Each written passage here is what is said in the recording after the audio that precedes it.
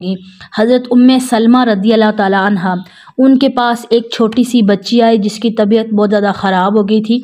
तो उनके पास लाया गया। उन्होंने देखा कि छोटी बच्ची है और उसका जो चेहरा है वो जर्द पड़ गया है, पीला पड़ गया है, और जो उसकी आंखें हैं, आंखों के नीचे हल्के स्याह हल्के पड़े हुए हैं।